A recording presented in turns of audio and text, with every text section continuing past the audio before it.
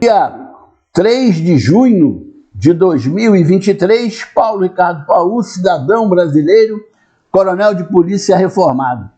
Se o senhor ou a senhora ainda não é inscrito no canal, aproveite esse card, está localizado na parte inferior do vídeo, clique nele e inscreva-se no canal. Juntos somos fortes. Eu recebi uma mensagem do coronel de polícia reformado Rabelo, que já foi presidente da AOMAI, no sentido de que haverá,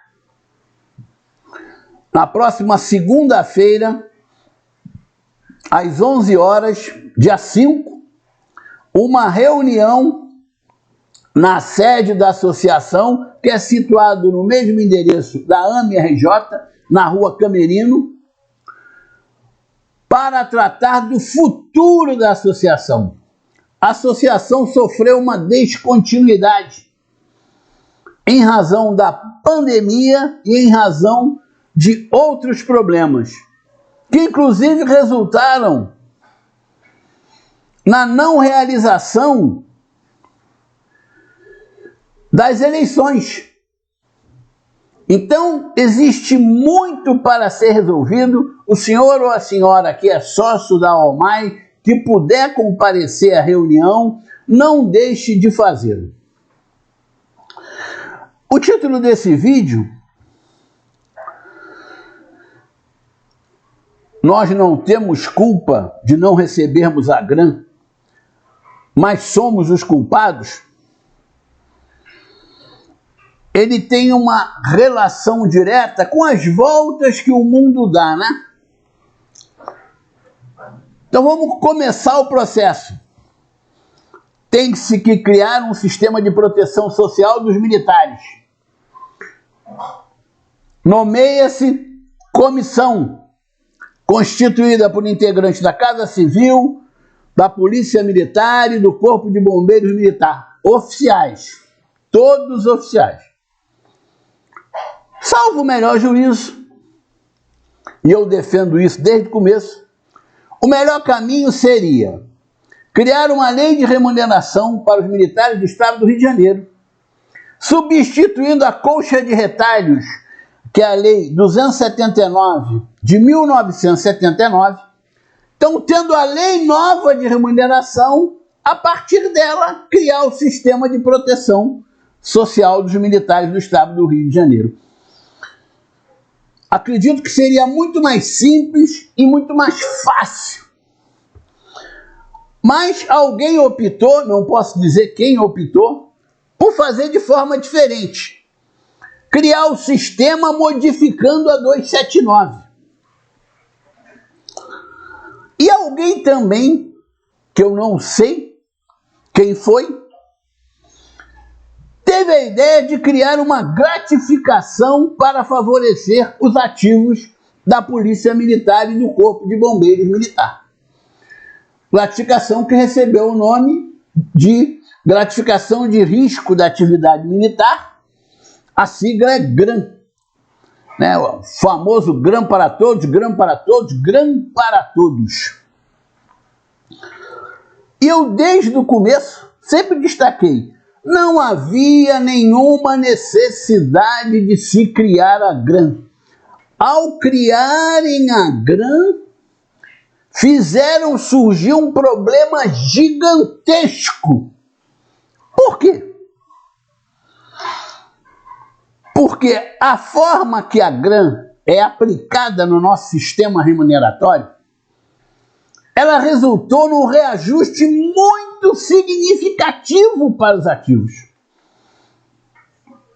Quebrou a paridade, mas não quebrou um pouquinho. Quebrou muito a paridade. E, ao quebrar a paridade, violou as leis federais e as leis estaduais que tratam do assunto, inclusive a própria lei que criou o sistema de proteção social dos militares, a 9.537/21. Ora, foi um favorecimento gigantesco para os ativos, porque bastava colocar na ponta do lápis para ver o resultado final. Ó, quando aplicar a grana dessa forma, um major vai ficar ganhando quanto? Quanto ganha um major inativo? Caramba, que diferença, hein? Bastava botar na ponta do lápis. Mas isso parece que não foi feito. Além de favorecer nesse aspecto, a lei ainda tem um artigo que favorece aqueles que ganham os melhores salários. Eu costumo dizer, é uma lei mal feita e elitista.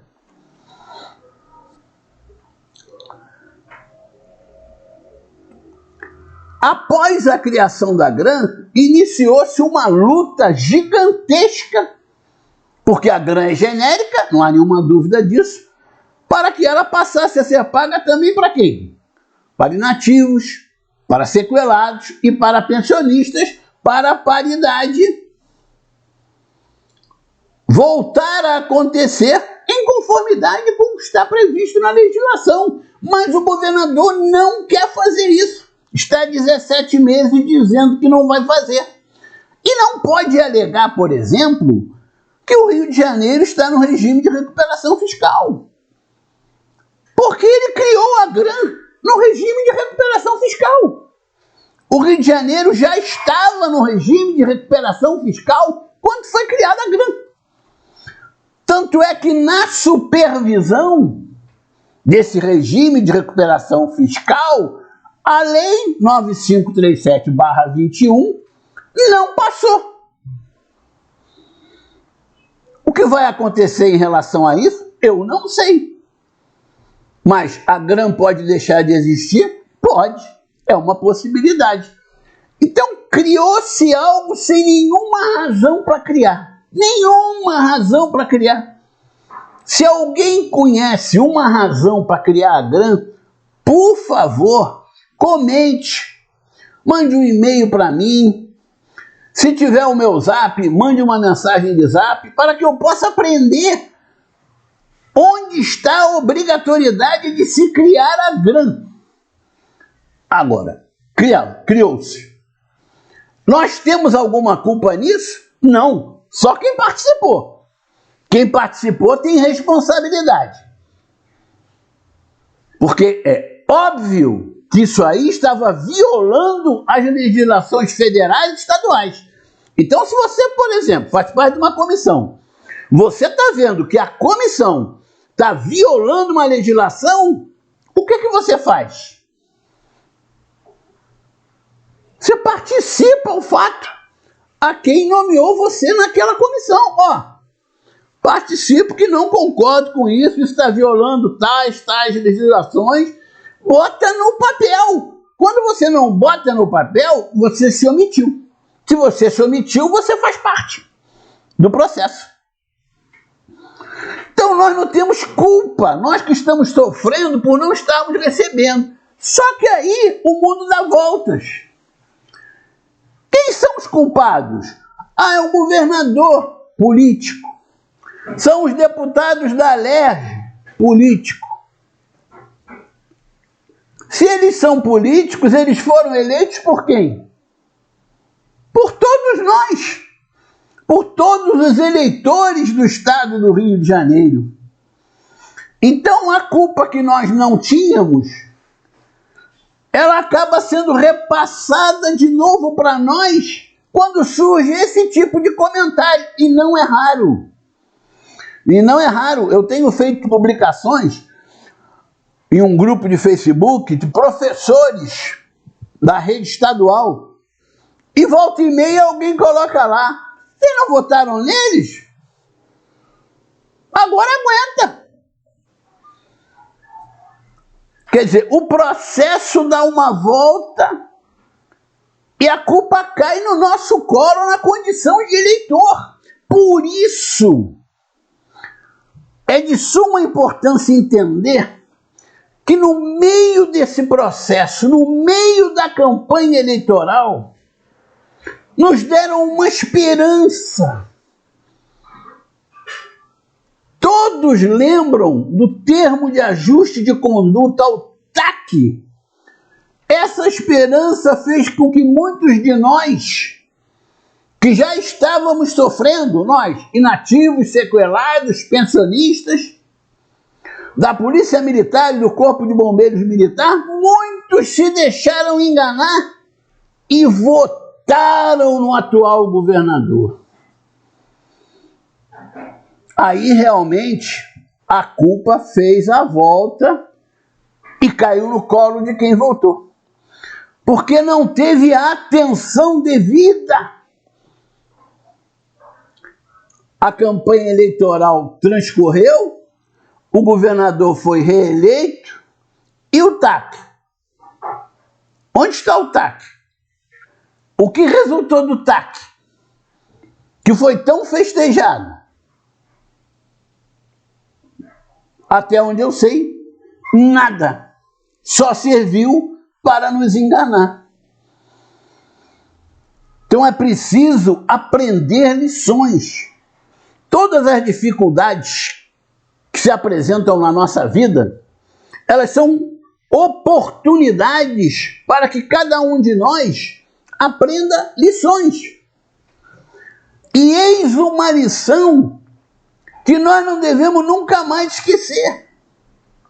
Não podemos acreditar nos políticos.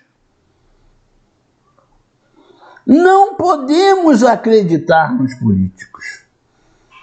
Infelizmente, é claro, existem raras exceções, existem exceções. Mas a regra é que você não pode acreditar. Eles prometem tudo na campanha e depois de eleitos. Basta ver quantos políticos da LERJ estão lutando pelo grão para todos, grão para todos e grão para todos. Quantos estão lutando pelo pagamento da recomposição salarial? Quantos estão lutando? Quantos estão fazendo discursos inflamados na LERJ com relação a isso? E estão jogando vídeo nas redes sociais? Quantos?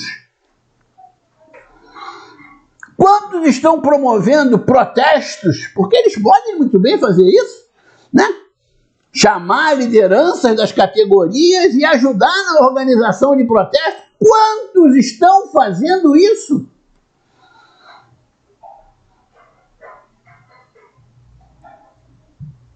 O político promete na campanha e faz se quiser depois de eleito. Essa é a grande realidade. Nós precisamos aprender isso de uma vez por todas. Porque agora nós temos uma situação que não será fácil de ser resolvida a médio prazo, porque a curto prazo já não foi. Nós estamos com 17 meses sem recebermos a grana, 5 meses sem recebermos a recomposição salarial. Então, nem a médio prazo isso vai ser solucionado. Porque a gente vai precisar de decisões dos tribunais superiores. Aí nós iremos solucionar o problema. Agora, quanto tempo isso demorará, nenhum de nós pode estimar.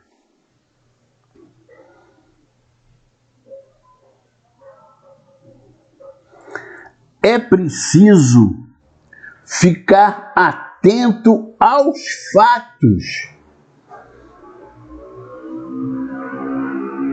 Infelizmente, a nossa classe política, e não é só aqui no Rio de Janeiro, mas aqui no Rio de Janeiro, onde nós vivemos, ela se degradou muito. Ela perdeu muito a confiabilidade. Vejam esse exemplo. E repito, ninguém, nem o presidente da LERJ, nem o presidente do Tribunal de Contas, nem o governador podem alegar que não tem dinheiro para pagar o grão para todos, porque a grão foi criada na vigência do regime de recuperação fiscal. Como é que não tem dinheiro para pagar a segunda parcela da recomposição salarial? Se isso foi decidido, é uma lei autorizativa. Ué, mas é uma lei autorizativa que os outros dois poderes estão implementando sem problema nenhum. Quer dizer, só para os funcionários públicos do executivo é que ela é autorizativa. Aí faz ou não. Para o judiciário e para o legislativo, não. Cumpre. Então, isso virou uma bagunça total e completa o estado do Rio de Janeiro. E somos nós, como eleitores, que no final somos culpados por isso. Não fomos nós que elegemos? Eu não votei. O senhor e a senhora podem não ter votado. Mas quantos de nós não votaram? Não se iludiram e não votaram?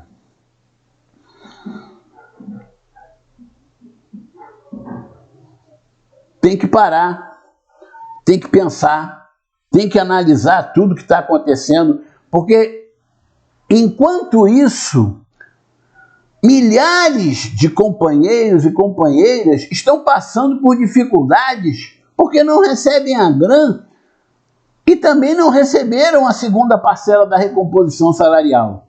Tem pensionista que não recebeu nem a primeira. Muita gente está sofrendo em função dessa crueldade que foi feita quando resolveram beneficiar os ativos e prejudicar os inativos, os sequelados e as pensionistas. Por isso, eu vou encerrar esse vídeo tocando mais uma vez na tecla da investigação. É imprescindível que isso seja investigado. O Ministério Público tem que investigar isso tudo. Tem que ouvir todo mundo. Nós estamos falando de prejuízo envolvendo 70 mil famílias. Nós não estamos falando de meia dúzia, 70 mil famílias. Isso tem que ser investigado.